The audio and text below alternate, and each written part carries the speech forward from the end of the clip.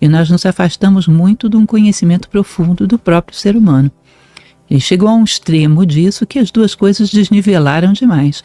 Muito conhecimento do lado de fora e muito pouco do lado de dentro. Entendi. O Epiteto, que é um dos grandes filósofos estoicos, ele dizia que isso é um conceito de escravidão. E naquilo que te corresponde você não faz nada.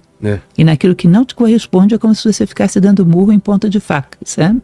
Brigando com o mundo em coisas que não dependem de você. E naquilo que depende de você, você não faz coisíssima nenhuma. Quando nós somos definidos dentro, sabemos quem somos em termos de valores, sabemos o que somos em termos de propósito de vida, suportamos muito melhor as mudanças externas. E eu deveria me refugiar nessa ideia. Eu posso perder qualquer coisa fora, mas nada vai me impedir de dar o meu melhor todos os dias em todas as coisas que eu faço. Nada vai me impedir de encontrar o meu melhor ao final dessa vida. Ser um ser humano melhor do que eu sou hoje, somar para o mundo, somar para o outro, fazer diferença. Pode o mundo revolucionar a minha volta, mas não vão me tirar isso. Por que agora tem esse vazio, tem essa fluidez, tem essa dúvida? Qual é o papel do homem? Qual é o papel da mulher? Qual é o meu papel como pai? Por que a gente se pega tanto pensando nisso? Na verdade, a gente entrou num ciclo materialista, e isso já tem aí alguns séculos, né? Onde nós estávamos e estamos muito preocupados com as coisas, desenvolver uma tecnologia que nos permita viver com mais conforto. Obter coisas, desenvolver coisas, e nós nos afastamos muito de um conhecimento profundo do próprio ser humano. E chegou a um extremo disso que as duas coisas desnivelaram demais. Muito conhecimento do lado de fora e muito pouco do lado de dentro. Entendi. Isso gera um desequilíbrio que vai gerar uma angústia existencial muito grande. Esses dias eu falava sobre estoicismo com uma pessoa e ela me disse: nossa, mas esses preceitos foram de quando? Eu falei: olha, século I, século II depois de Cristo, mas não mudou nada o ser humano, precisa das mesmas coisas. Agora, realmente, os problemas que eles levantavam lá, a gente vive exatamente os mesmos. Que eram quais, por exemplo? Problemas em relação à convivência, à dor, à morte, à perda, ou seja, as mesmas coisas. E só que naquela época eles andavam de biga, né? Hoje andamos de avião a jato. Ou seja, as coisas evoluíram de uma maneira fora do comum. E acontece muito rápido. O ser humano que conduzia a biga, o ser humano que conduzia o avião a jato, não progrediram nessa velocidade de jeito nenhum. E o estoicismo, como que era? Eles pensavam em como trabalhar com essa mudança, em como não quebrar, é isso?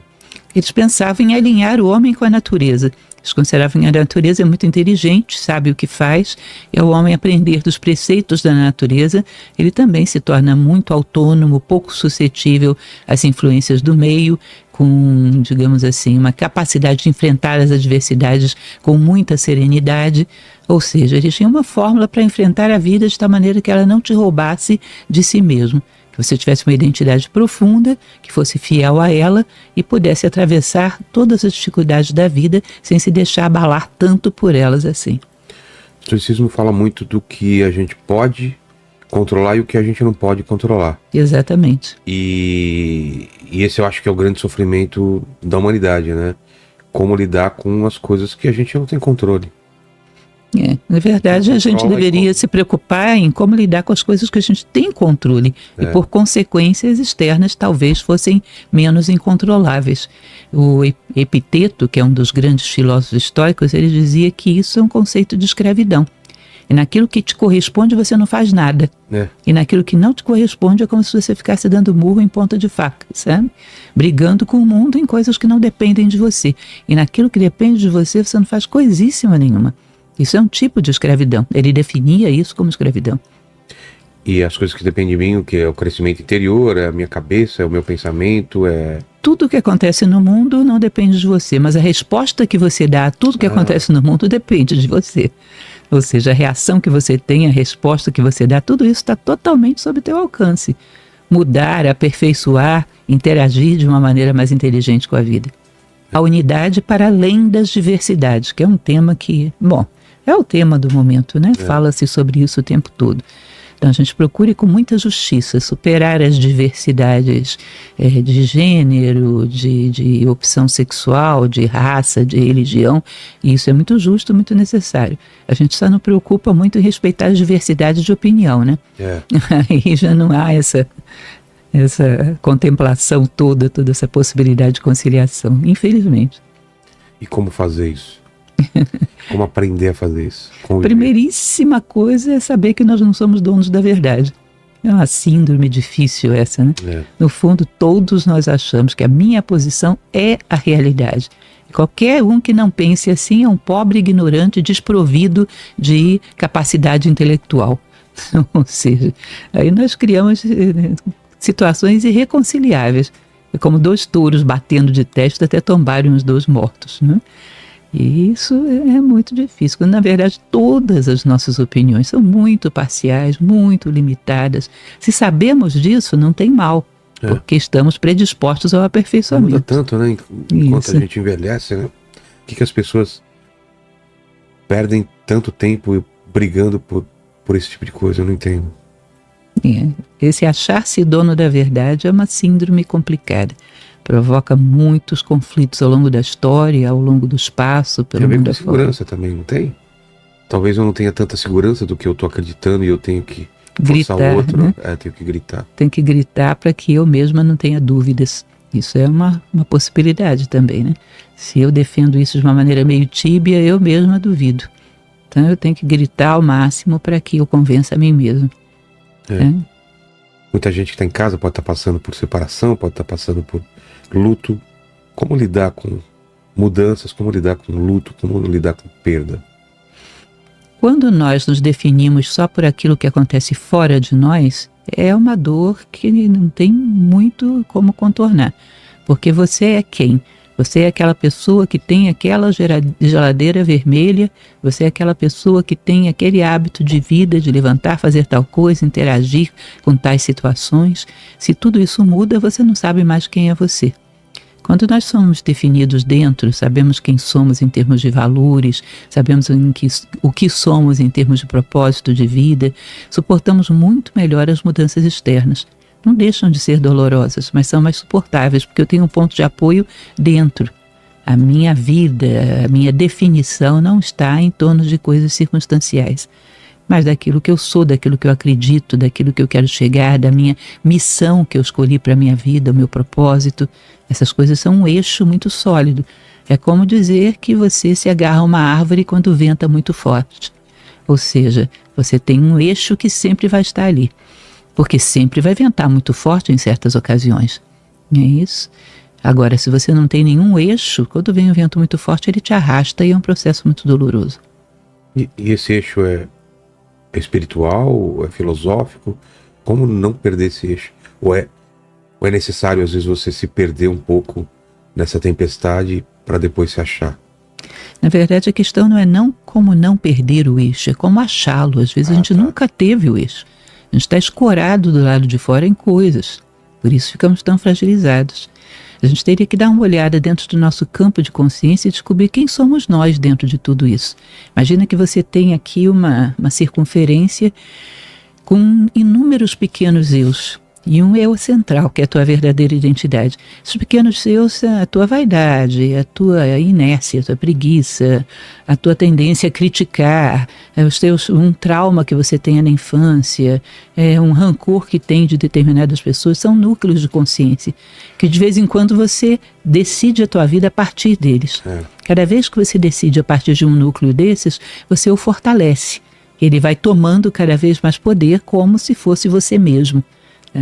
E na verdade nenhuma dessas coisas somos nós mesmos, há um centro.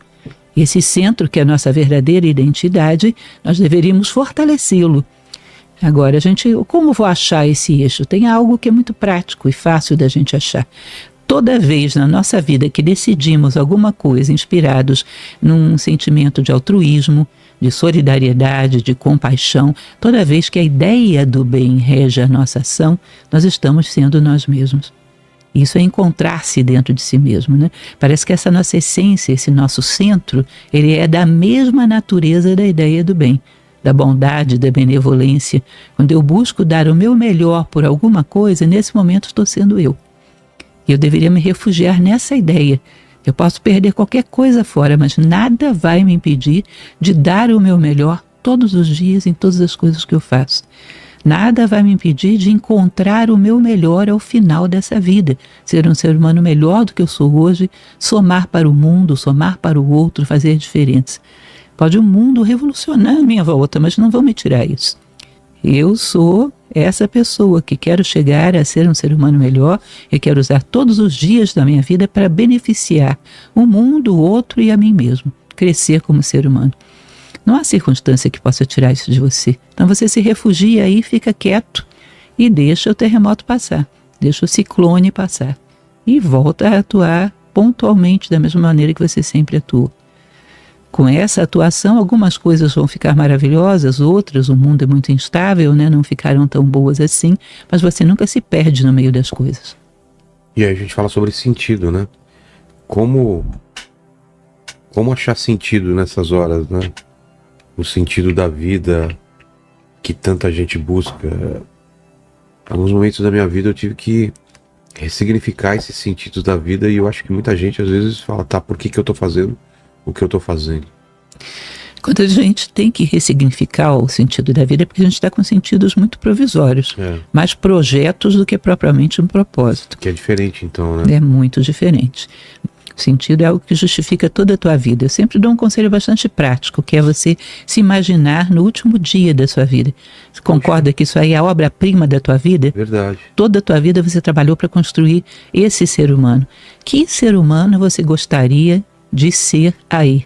Que tipo de defeitos gostaria de ter superado? Que tipo de qualidades gostaria de ter desenvolvido? Quando você olhar para trás, que trilha você quer ter deixado no mundo? O que você quer ter feito pelo mundo, pelas pessoas, por si próprio? Visualize isso com clareza, se possível até anote, para você não esquecer. O ser humano que eu quero ser aí. E toda a tua vida é direcionada para isso. Tá? Você nunca se perde. Ah, houve um terremoto à minha volta, mas eu ainda sou aquele ser humano que quero chegar lá.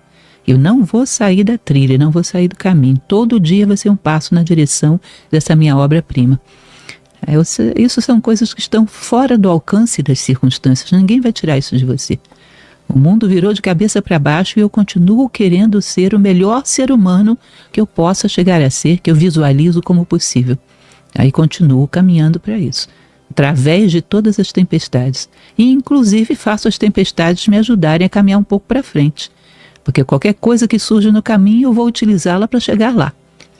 Ou seja, sem tempestade eu caminharia numa velocidade X. Com tempestade eu vou ter um impulso aí que eu vou caminhar numa velocidade X mais 1. As circunstâncias eu vou fazendo com que elas me deem algum ingrediente para essa viagem.